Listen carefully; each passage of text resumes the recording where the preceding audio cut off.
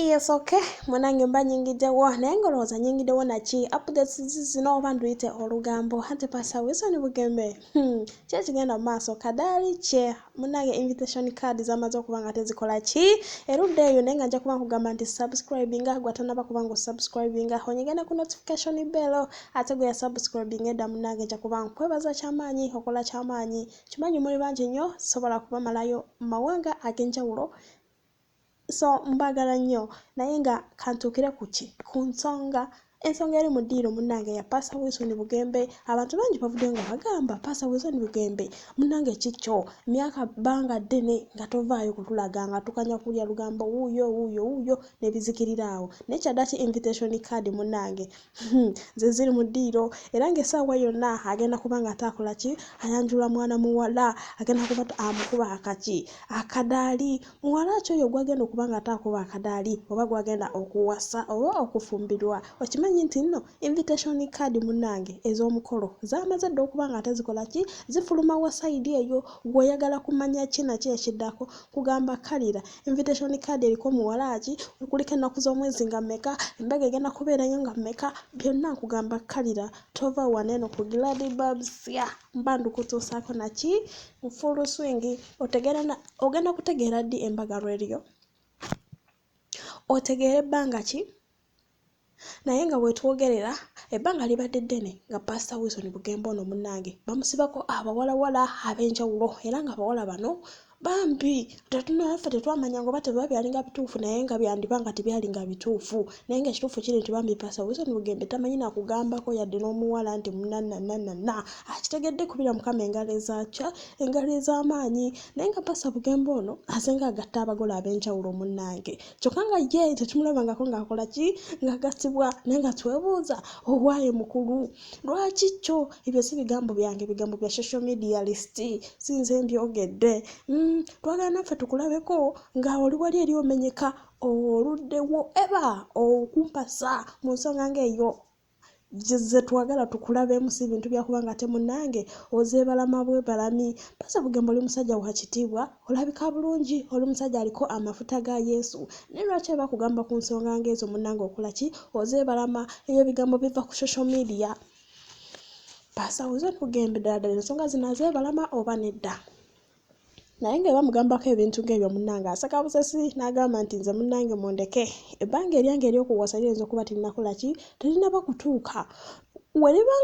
welinaba nga lituuse era omutuufu mujja kuba nga mukola ki nga mumulaba naye nga wetwogerera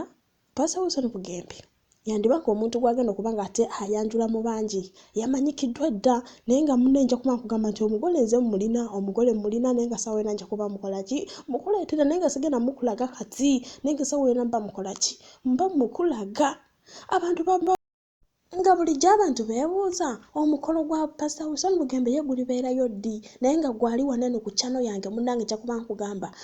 oyagala kumanya mwaka ki embaga lwennyini lweriyo n'ennaku z'omwezi biri wano byonna mbikuleetedde munnange embaga eriyo omwaka guno gwennyini ogwa 2022 mu mwezi gwa Juni ennaku z'omwezi zijja banga mmeka nga 3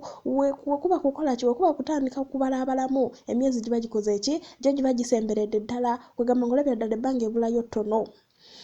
era nga yisaawa okutandika okukola ki okwetegeka tufuna yisaawa y'okufuna emisonso yisaawa y'okufuna amakooti gomesiya kwegamba bintu byakunekaanekana kwolwo olunaku naye nga gwe kyoba omanya nti Pastor Wilson Bugembe yakoze eki ku mudaala takyaliko kuliko maani yane emie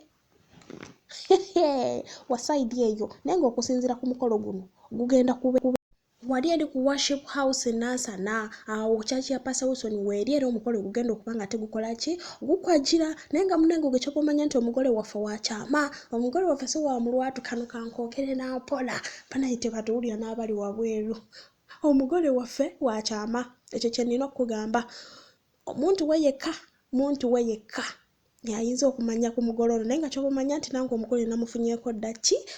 namufunyeko dda kopi naye nga ky'omanya nti bino bintu bya bulijjo ba in-laws be batera okuleeta ebintu bino tubayingira mu nsonga zino ne banyiiga ate munange ebintu babyonoona bwonoonyi ne batandika okikuba nga bakiza ku bikukuju bamaliriza balemeseza omugole omugole ayinza okukwatibwa obusungu n'agamba apaana kati mba nkoze eki kati mba mbivuddemu naye okusinziira ku invitation card erinnya ly'omugole terikola ki teririiko olowooza mugole kyoyo lwaki teririiko ensonga lwaki erinnya teririiko munaye ba in-laws mumanyi mbuno okunyiiga ate omunyiiga ne mwana mukola ki ne mwonoona omukolo mu bufunze ne muloga ku nsonga ng'eyo eya Pastor Wilson Bugembe yagamba ajja kubaayo n'omugole we ku olwo olunaku keetonye kagwake alina okukola ki alina okwanjula mwana muwala naye nga olunaku lw'embaga lwennyini nja kuba nkugamba nti tosubwa kuba gajja kuba bamankatabbo naye nga mbagamba nti kambasiibulire wano eno nkyaluleeta. Gwayagala okutumbula bizinensi yo oba okugiyitimusa kiyita okugikuba abantu mu maaso oyagala kalango ka kutunda ngoye kalango ka kivulu hardware saluuni botiiki oyagala kulanga ssomero lyo oba ddwaliro lyo oyina ekyokunywa kyo nga kyoyagala okulanga oba eddagala lyo weekwate aba Plex Hosting be bagenda okukolera ekyomulembe ku bbeeyi ensaamusaamu bafune ku 0754 766 872